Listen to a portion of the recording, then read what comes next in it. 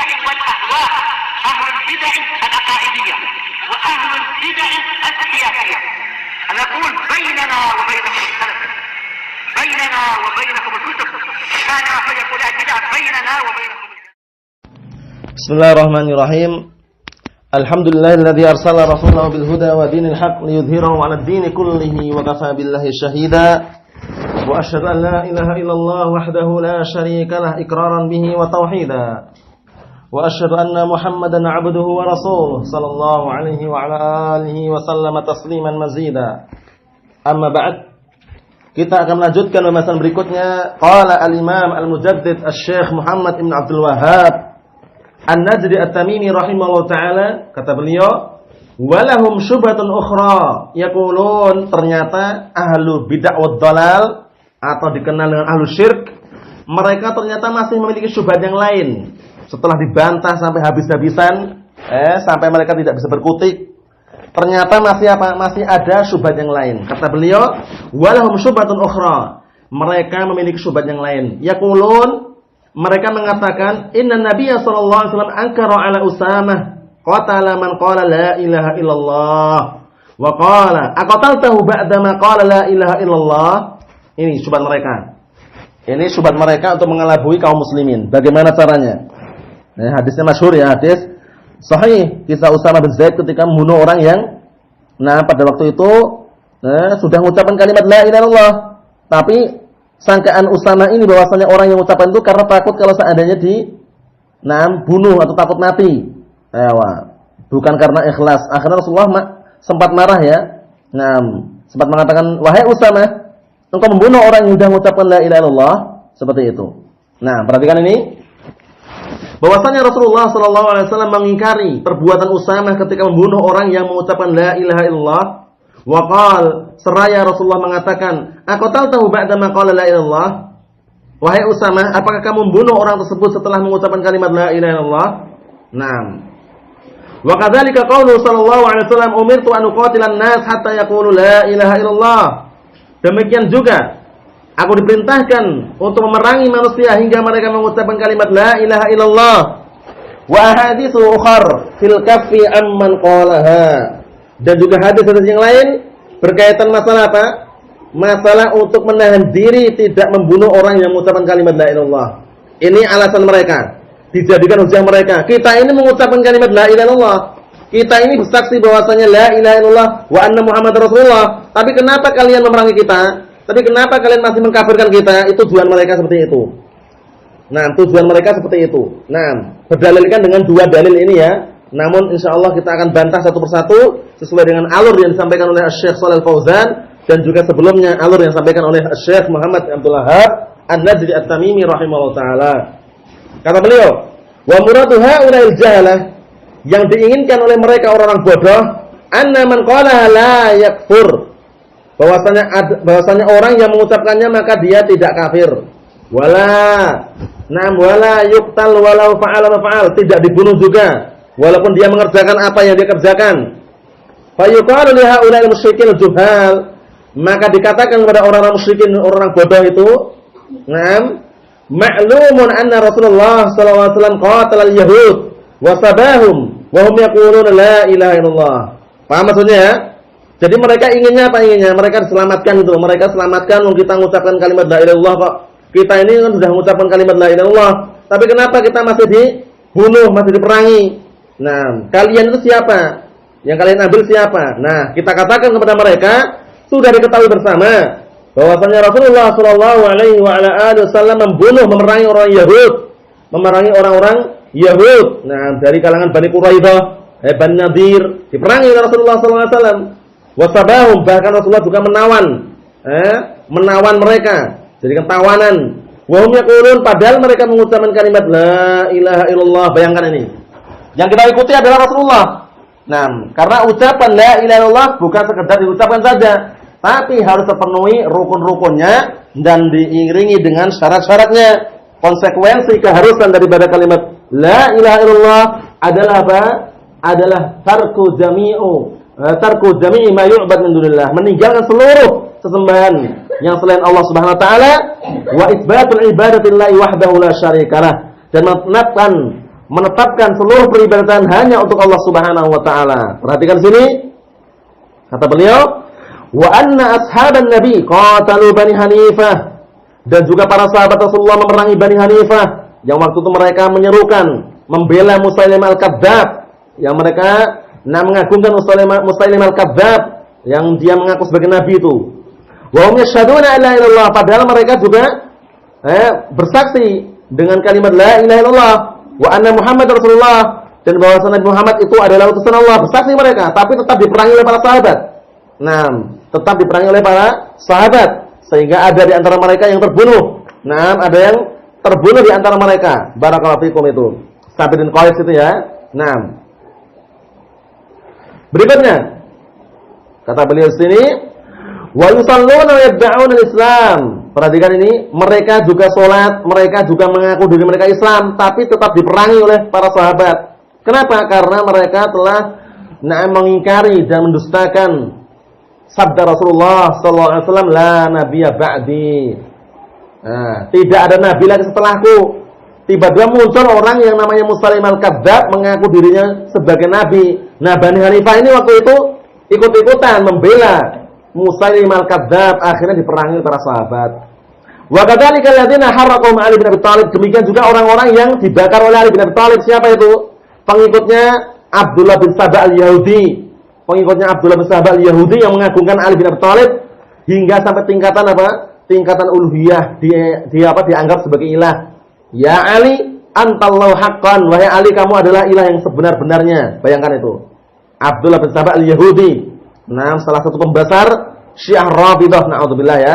Mengagungkan Ali bin Abi Thalib, mengagungkan Ali bin Abi Thalib, tapi dengan cara apa? Ghulu, berlebihan dalam mengagungkan, sehingga inilah akibatnya, diperangi.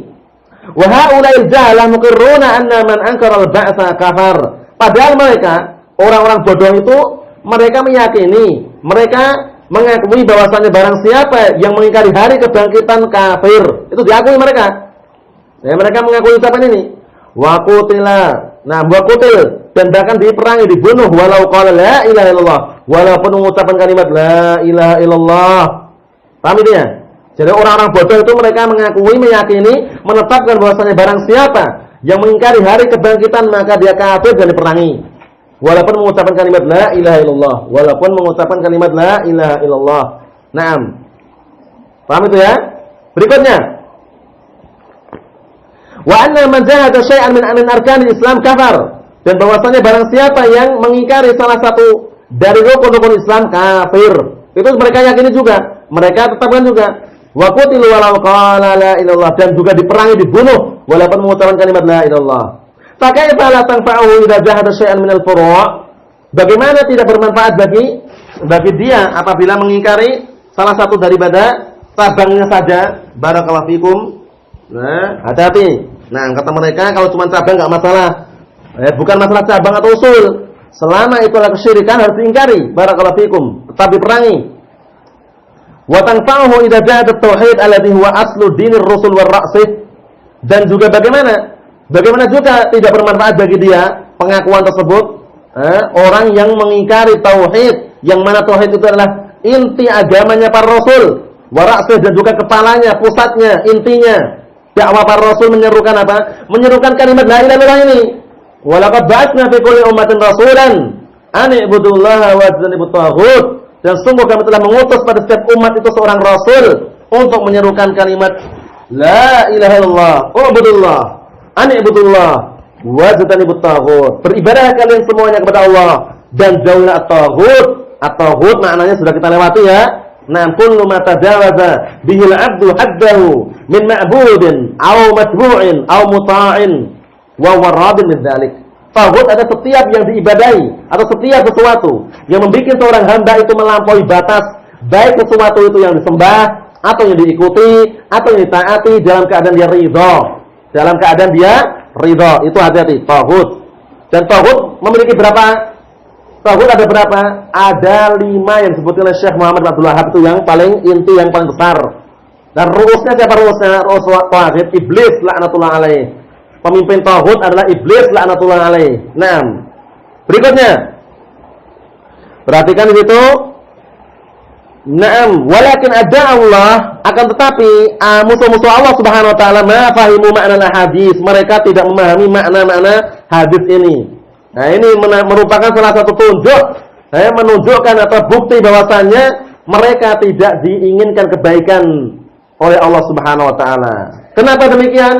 Karena termasuk bukti tanda bahwasannya Allah Subhanahu wa taala menginginkan kebaikan pada seorang hamba tersebut dipahamkan dalam masalah agama ini. Sehingga berkata Syekhul Islam Ibnu Taimiyah rahimahullah taala yang dinukilkan oleh Imam Khatib Al-Baghdadi dalam kitab beliau Al-Jami' li Akhlaqir Rawi wa Adabis Sami'. Apa kata beliau? Ketika Syekhul Islam membacakan hadis Muawiyah bin Abi Sufyan yang diriwayatkan oleh Imam Bukhari dan Imam Muslim, man yuridillahu bihi khairan yufaqihu fid din. Barang siapa yang Allah taala kehendaki padanya kebaikan, niscaya Allah taala akan pahamkan dia dalam agama. Kata beliau apa? Walazimu dzalik, dan keharusan daripada sabda Rasulullah SAW tersebut, anna man lam yufaqihullah fid din lam yurid bihi khaira. Maknanya apa? Bahwasanya orang yang Allah Taala tidak pahamkan dalam masalah agama, berarti Allah Taala tidak inginkan. Allah Taala tidak inginkan bagi dia apa? Kebaikan. Nah, kemudian apa kata beliau? Fayakunu al-fiqhu fid din fardhan wa yakunu at-tafaqquh fid din fardhan. Maka menjadilah yang namanya tafaqquh fid din itu adalah wajib, wal fiqhu fid din, dan memahami agama dengan cara apa? Bi ma'rifatil ahkam syar'iyyati ma'adillatiha as-sam'iyyah. Nah, dengan mengetahui hukum-hukum apa? Hukum-hukum syariat ini dengan dalil-dalil yang bersumber dari Al-Qur'an dan As-Sunnah. Wa man lam ya'rif dzalik lam yakun mutafaqqiha. Dan yang tidak tahu, tidak paham masalah itu, maka dia tidak dikatakan faqih. Jadi orang yang faqih, yang hakiki itu adalah orang yang apa? Yang menyandarkan ucapannya, yang dia bersumber dari Al-Qur'an dan As-Sunnah, itulah orang faqih. Kalau cuma semata-mata ucapannya, semata-mata hawa nafsu, itu bukan dikatakan faqih. Na'udzubillah ya. Berikutnya, fa'amma hadits Usamah, adapun hadits Usamah di atas tadi yang jadikan hujah orang-orang al-bid'ah wad dhalal, fa innahu qatala rajulan idda'a Islam. Sesungguhnya Usamah waktu itu membunuh seorang laki-laki yang dia mengaku Islam bisababi annahu dhanna annahu madda'ahu al-Islam illa khaufan 'ala damihi wa malih. Perhatikan ini. Jadi waktu itu Usamah bin Zaid ini ketika membunuh orang tersebut karena apa? Karena disebabkan dia menyangka bahwasannya orang tersebut mengaku atau seakan-akan masuk Islam karena takut terhadap darahnya dan hartanya. Paham itu ya? Warajulu idza adhara Islam wajib al-kaf. Padahal seorang itu apabila menampakkan keislaman maka wajib menahan diri tidak membunuh mereka. Anhu hatta yutabayyan minhu, hingga nampak darinya ma yukhalfu dzalik, yaitu perbuatan yang menyelisih daripada agama tersebut, daripada agama Islam. Sehingga apa? Sehingga Nabi kita Muhammad SAW tidak bermudah-mudahan membunuh orang-orang munafikin. Kenapa demikian? Karena waktu itu kalau seandainya Nabi kita Muhammad SAW membunuh orang-orang munafikin, akhirnya akan timbul fitnah yang besar, yaitu apa? Ucapan-ucapan yang buruk yang dinisbahkan kepada Nabi kita Muhammad SAW yang mengatakan apa? Inna Muhammadan qatala ashabah, bahwasanya Nabi Muhammad membunuh para sahabatnya. Kenapa demikian? Karena orang-orang munafik mereka menampakkan keislaman dan menyembunyikan kekufuran. Jadi kalau Rasulullah memerangi orang munafik langsung dibunuh gitu, nanti akan ada sangkaan bahwasanya berarti Nabi Muhammad membunuh para sahabatnya. Akhirnya Rasulullah juga menahan diri. Jadi itulah kewajiban kita. Kita menghukumi seseorang sesuai dengan zahirnya. Kita menghukumi seseorang sesuai dengan zahirnya. Namun apabila zahirnya itu menyelisih daripada kenyataan yang dia pegang, contohnya dia menampakkan keislaman, tapi ternyata dia pergi gereja, atau ternyata dia apa? Barakallahu fikum, dia menyembah berhala, menyembah patung, dan bahkan dia tidak beribadah kepada Allah Subhanahu wa taala, berarti dia menyelisih daripada zahir ucapannya. Itu barulah diperangi. Tapi kalau dia menampakkan keislaman, kita tidak tahu batinnya diserahkan kepada Allah Subhanahu wa taala, kita menghukumi mereka secara zahirnya. Wa anzalallahu fi dzalik, kemudian Allah taala menurunkan firman-Nya berkaitan masalah itu, ya ayyuhalladzina amanu idza darabtum fi sabilillah fatabayyanu. Wahai orang-orang yang beriman, apabila kalian melakukan perjalanan atau melakukan safar di jalan Allah Subhanahu wa taala, fatabayyanu ay fatasabbatu, maka carilah keterangan, carilah penjelasan terlebih dahulu. tidak sembarangan. Jadi kita dalam melangkah bertindak itu harus bagaimana caranya sesuai dengan timbangan Al-Quran dan Sunnah agar kita tidak ternilai serampangan dalam berdakwah, dalam bertindak, tapi semuanya dikerahkan. Semuanya bersumber dari Al-Quran dan Sunnah. Barakallahu fikum, bukan semata-mata ambisi hawa nafsu atau semata-mata akal saja, bukan. Berikutnya, fal ayatu tadullu ala annahu yajibul kaf anhu wa tasabbut. Maka ayat ini menunjukkan bahwasannya bagi seseorang itu wajib menahan diri dan mencari penjelasan, mencari kejelasan. Fa in tabayyana minhu ba'da dzalika ma yukhaliful Islam qutil. Maka apabila sudah dicari kejelasan, sudah nampak dari orang tersebut menyelisih agama Islam, maka barulah diperangi. Liqaulihi, dikarenakan firman Allah Subhanahu wa taala, fatabayyanu ay fatasabbatu. Bertasabutlah kalian dahulu, mencarilah kejelasan terlebih dahulu. Kalau nampak dia ternyata menyelisih agama Islam, maka baru dibunuh.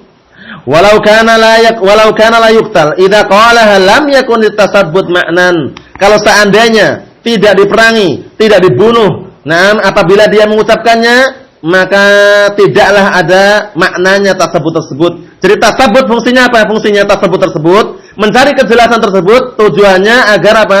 Agar nampak apakah benar-benar dia itu beragama Islam, masuk Islam ataukah tidak gitu. Kalau seandainya ternyata dia benar-benar masuk Islam, menampakkan keislaman walaupun kita tidak tahu batinnya, maka kita wajib menahan diri untuk tidak memerangi mereka. Namun kalau seandainya menyelisih daripada zahirnya, menyelisih daripada agama Islam, maka barulah diperangi. Wa kadzalikal haditsul akhar, demikian juga hadis yang lainnya, wa amsalih, dan juga yang semisalnya, maknahu, yang semakna ma dzakarnahu, sebagaimana yang sudah kami sebutkan, anna man adharul Islam wa tauhid, barang siapa yang menampakkan keislaman dan tauhid, wajibal kaffu anhu, maka wajib menahan diri dari orang tersebut, tidak dibunuh. Illa intabayyana minhu ma yunaqidu dzalik, kecuali apabila nampak muncul dari orang tersebut apa? Berlawanan dari apa? Berlawanan dari sesuatu yang ditampakkan tersebut. Dalam artian apa? Dalam artian apabila amalan orang tersebut menyelisih zahirnya, barakallahu fikum, maka barulah diperangi. Wad dalilu ala hada, dan dalilnya berkaitan masalah ini, anna Rasulullah sallallahu alaihi wasallam alladzi qala, bahwasanya Rasulullah sallallahu alaihi wasallam terhadap orang yang mengucapkan Rasulullah berkata, aqataltu ba'da ma qala la ilaha illallah. Nah, perhatikan ini. Apakah engkau membunuh dia wahai Usamah setelah membunuh orang yang dia sudah mengucapkan kalimat la ilaha illallah? Wa qala, kemudian juga sabda Rasulullah sallallahu alaihi wasallam, umirtu an uqatilan nas hatta yaqulu la ilaha illallah. Aku diperintahkan untuk memerangi manusia hingga mereka mengucapkan kalimat la ilaha illallah. Ini menunjukkan apa? Menunjukkan bahwasanya al-hukm 'ala dzahir, menghukumi sesuai dengan zahirnya. Fa in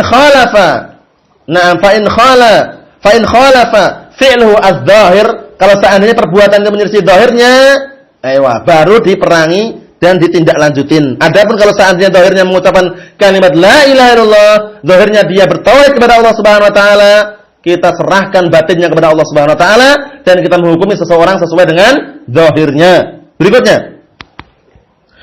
huwa alladzi qala fil khawarij, dia adalah yaitu Rasulullah sallallahu alaihi wasallam adalah orang yang telah berkata atau bersabda berkaitan masalah orang Khawarij yang diperangi. Aina malakitumuhum faqtuluhum la in adraktuhum.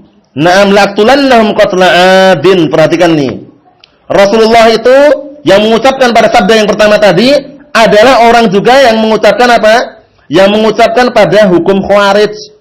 Orang-orang Khawarij kilabun nar, anjing-anjing neraka, kata Rasulullah. Kilabun nar, anjing-anjing neraka. Khawarij yang mereka memiliki apa? Memiliki prinsip yang paling pusat, yaitu al-khuruj anil hukam al-muslimin. Keluar, memberontak dari pemerintahan kaum muslimin yang sah. Itulah pemikiran Khawarij yang sekarang dikenal di Indonesia ini atau semisalnya dengan IM, Ikhwan Muslimin. Itulah Khawarij gaya baru yang mereka berselubung masuk dalam lingkupan-lingkupan mereka, orang-orang yang mengklaim diri mereka Ahlussunnah di kalangan orang-orang Sururiyun. Orang Sururiyun pengikutnya Muhammad bin Surur. Zainal Abidin yang bersembunyi waktu itu di London. Di daerah London sana ya. Atau Britania, sempat di sana juga. Kemudian membikin majalah-majalah bergaya majalah As-Sunnah, majalah Al-Bayan, majalah As-Sunnah dan semisalnya barakallahu fikum. Kemudian nampaklah dia kerjasama dengan apa? Kerjasama dengan jam'iyah yayasan yang merusak kaum muslimin sampai sekarang ini. Yayasan yang dikenal dengan Ihya'ut Turas, yang dipelopori, yang dipimpin juru bicaranya mereka siapa? Abdurrahman Abdul Khaliq. Hati-hati. Nah, barakallahu fikum. Jangan sampai kita menerima dana semudah itu, menerima dana dari jam'iyah-jam'iyah yang ada, muassasah atau yayasan-yayasan yang ada, bukan yayasan Salafiyah, yayasan Sunniyah, yayasan Al-Furqan, yayasan As-Salafi, yayasan As-Sunnah, semua itu tidak terlepas dari apa? Tidak terlepas dari kemungkaran yang ada di dalamnya. Barakallahu fikum. Terlebih-lebih lagi, jangan sampai kita menerima bantuan dari yayasan Ihya'ut Turas yang sampai sekarang mereka berusaha bagaimana caranya mencabik-cabik dan juga membongkar atau dalam artian merusak ukhuwah dakwah salafiyah dengan apa? Menyebarkan dana besar-besaran. Hati-hati. Nah, berikutnya, jadi orang yang mengucapkan dengan sabda yang sebelumnya itu adalah apa? Adalah Nabi kita Muhammad SAW yang mengucapkan kepada orang Khawarij, dimanapun kalian jumpai mereka, faktulum, bunuhlah mereka orang Khawarij. Perhatikan ya, orang Khawarij, orang-orang bughah. Jadi kalau mereka mulai memberontak, diperangi. Tapi kalau seandainya mereka tidak memberontak, tidak memerangi, enggak diperangi. Tapi kenapa diperangi? Karena mereka memberontak dahulu. Nah, paham ya? Sehingga sekarang di Indonesia ini Khawarij kenapa enggak diperangi? Seharusnya apa? Diperangi. Tidak demikian. Kalau mereka benar memberontak, maka diperangi. Paham ya? Kalau mereka berontak dulu baru diperangi. Barakallahu fikum. Khawarij kilabun nar. La in adraktuhum, kalau seandainya aku menjumpai mereka kata Rasulullah, laqtulannahum qatla adin. Niscaya aku akan bunuh mereka seperti terbunuhnya Ad yang mereka dibunuh dengan rih, dengan apa? Dengan angin yang kencang itu, yang kuat. Ma'akaunihi min aktsarin nas ibadatan wa tahlilan. Perhatikan ini. Padahal orang-orang Khawarij itu ya, barakallahu fikum, mereka itu termasuk manusia yang paling banyak ibadahnya dan juga zikirnya, mengucapkan kalimat la ilaha illallah, tahlilan. Tahlilannya paling banyak. Orang sufi juga paling banyak tahlilannya, tapi ketika apa? Ketika berlawanan dan tidak sesuai dengan apa yang dimaksud dari kalimat la ilaha illallah, tidaklah bermanfaat bagi mereka. Orang-orang Khawarij. Perhatikan, orang-orang Khawarij bagaimana mereka? Mereka itu baca Al-Qur'annya bagus, ibadahnya bagus. Mereka sholat, puasa, zakat, baca Al-Quran. Bahkan mereka mengejek bacaan para sahabat. Bacaannya terkadang mereka lebih bagus. Tapi ingat kata Rasulullah apa? Kata Rasulullah, yamrukuna na'am minad din kama yamrukus sahm minar ramiyah. Mereka itu keluar dari agama Islam ini sebagaimana keluarnya na'am busur panah dari buruannya. Keluar begitu saja, tidak membekas sama sekali. Na'am, barakallahu fikum. Seperti itu. Khawarij kilabun nar. Di antaranya adalah siapa itu? Dzul Khuwaisirah At-Tamimi.